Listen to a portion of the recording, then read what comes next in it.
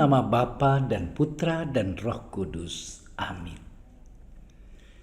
Ya Tuhan Yesus Kristus, bukalah telinga dan mata hati kami, agar kami dapat mendengar dan memahami perkataanmu dan melakukan kehendak-Mu. Cerahkanlah pikiran dan pemahaman kami tentang terang pengetahuan-Mu, sehingga kami tidak hanya mendengarkan sabda-Mu, tetapi juga melaksanakannya. Dan semoga semuanya bisa menjadi jalan untuk pertobatan, pencerahan, dan pengudusan bagi kami, serta untuk keselamatan jiwa kami. Amin.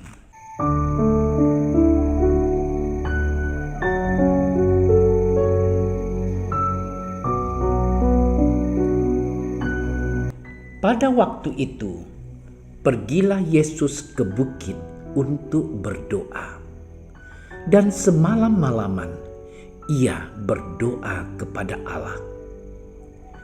Ketika hari siang, ia memanggil murid-muridnya kepadanya, lalu memilih dari antara mereka 12 orang yang disebutnya rasul. Simon yang juga diberinya nama Petrus dan Andreas saudara Simon, Yakobus dan Yohanes, Filipus dan Bartolomeus, Matius dan Thomas, Yakobus anak Alfeus dan Simon yang disebut orang Zelot, Yudas anak Yakobus dan Yudas Iskariot yang kemudian menjadi pengkhianat. Lalu ia turun dengan mereka dan berhenti pada suatu tempat yang datar. Di situ berkumpul sejumlah besar dari murid-muridnya dan banyak orang lain yang datang dari seluruh Yudea dan dari Yerusalem dan dari daerah pantai Tirus dan Sidon. Mereka datang untuk mendengarkan dia dan untuk disembuhkan dari penyakit mereka.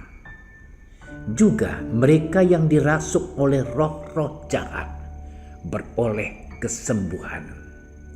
Dan semua orang banyak itu berusaha menjamah dia, karena ada kuasa yang keluar daripadanya. Dan semua orang itu disembuhkannya. Demikianlah sabda Tuhan.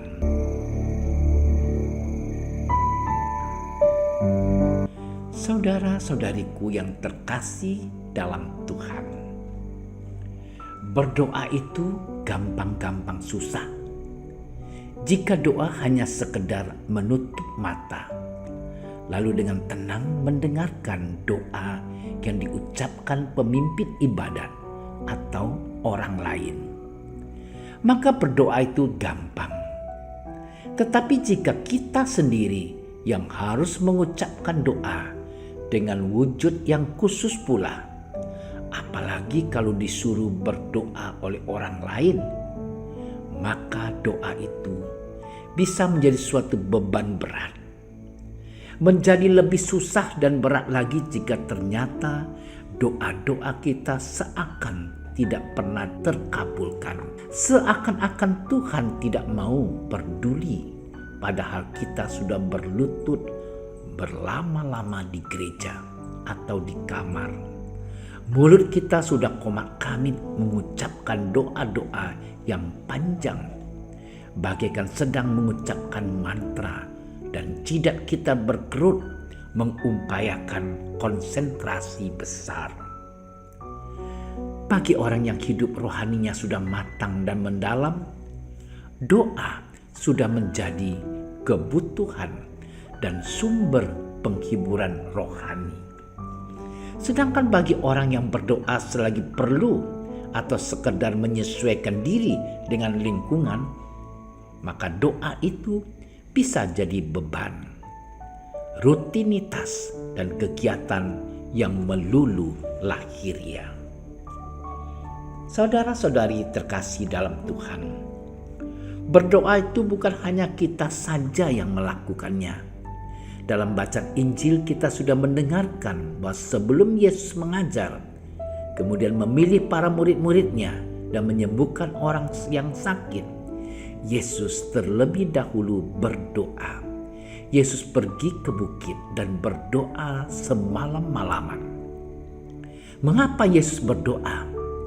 Yesus hendak menyatukan dirinya dengan Bapa, hendak melakukan komunikasi yang lebih intim dengan orang yang dicintainya. Dengan berdoa, Yesus menerima kuasa untuk menyembuhkan dan mengusir roh-roh jahat yang merasuki mereka. Saudara-saudariku yang terkasih, Yesus berdoa bukan untuk menyesuaikan dengan lingkungan atau rutinitas belaka. Doa menjadi kesatuan dengan hidupnya dan Bapanya. Doa menjadi kekuatan yang memampukan Yesus untuk melakukan sesuatu untuk orang-orang yang percaya kepadanya. Saudara-saudariku yang terkasih dalam Tuhan, pada hari ini kita juga bersama dengan seluruh gereja semesta merayakan pesta Santo Simon dan Santo Yudas. Santo Simon disebut orang zelot yang setia karena ia amat taat kepada hukum Yahudi. Santo Simon menyerahkan jiwanya untuk mengerahkan tenaganya untuk mewartakan Injil. Santo Yudas disebut juga Tadeus, si pemberani. Santo Yudas dikenal sebagai pelindung perkara yang sulit atau hampir tak ada harapannya. Banyak umat beriman yang memohon bantuan doanya ketika tampaknya hampir tidak ada harapan sama sekali atas persoalan mereka. Seringkali Tuhan menjawab doa-doa mereka oleh karena bantuan dari doa Santo Yudas. Saudara-saudariku yang terkasih dalam Tuhan Yesus Kristus, mari kita merefleksikan, melihat diri kita sebagai seorang Kristiani yang mengaku sebagai pengikut Kristus. Sudahkah kita setia untuk berdoa? Atau kita berdoa hanya waktu mood kita baik saja? Saudara-saudari terkasih, buah-buah dari doa bukanlah terkabulnya isi doa yang kita sampaikan kepada Tuhan.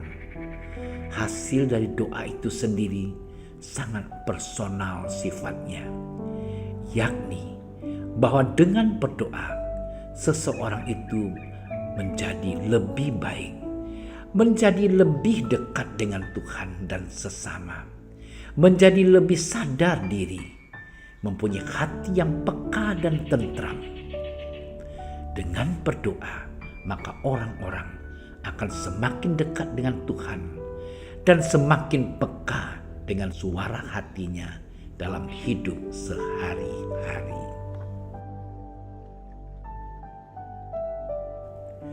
Allah Bapa yang Maha Baik, terima kasih untuk segala berkat-Mu bagi kami sampai saat ini. Terima kasih untuk hari yang selalu Engkau berikan kepada kami. Tuhan, bukalah hati dan budi kami, agar kami selalu menyadari perlunya untuk berdoa. Bukan hanya sebagai pemenuhan aturan atau rutinitas, melainkan menjadi kebutuhan kami setiap saat.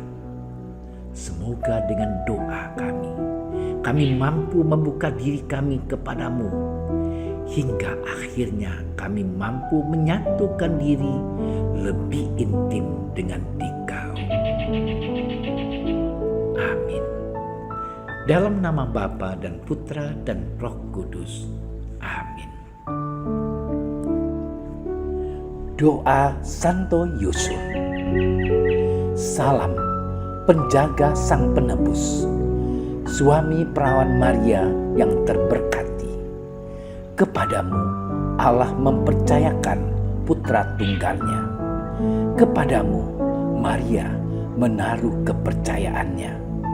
Bersama denganmu Yesus menjadi manusia. O Yusuf yang terberkati, perlihatkanlah dirimu sebagai seorang bapa juga bagi kami, dan bimbinglah kami di sepanjang perjalanan hidup. Perolehkanlah bagi kami rahmat, belas kasih, dan keberanian, dan lindungilah kami dari segala yang jahat. Amin.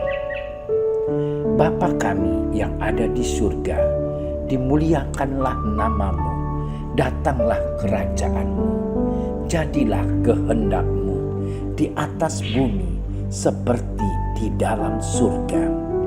Berilah kami rezeki pada hari ini, dan ampunilah kesalahan kami, seperti kami pun mengampuni yang bersalah kepada kami. Dan janganlah masukkan kami ke dalam percobaan, tetapi bebaskanlah kami dari yang jahat. Amin.